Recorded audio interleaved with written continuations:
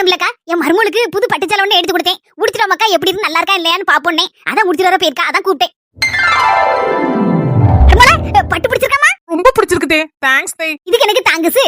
தே, coffee tea எதுவும் போட்டு கொண்டு வரட்டா உங்க 3 பேருக்கும்? ஆமா, காப்பி குடிக்க பழக்கம் எனக்கு கிடையாது. ஆமா மருமகளே, மணி காலையில 11 ஆச்சு. நீ சாப்பிட்டியா?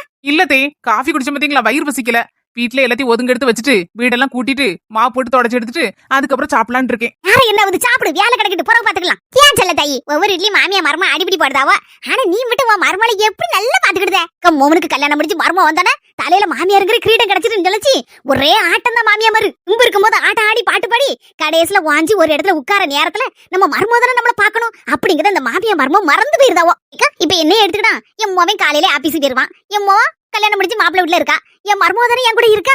அதனாலதான் அவங்க மேல ஒரு அன்பு பாசம் எல்லாமே இருக்குக்கா. அவங்கட சண்டை கிட்ட போடணும்னு எனக்கு நினைப்பு கூட வர மாட்டேங்குது. செல்ல தாயி, ஒன்னே மாதிரி எல்லா மாமியாரும் அன்போட இருந்துட்டா எந்த வீட்டுல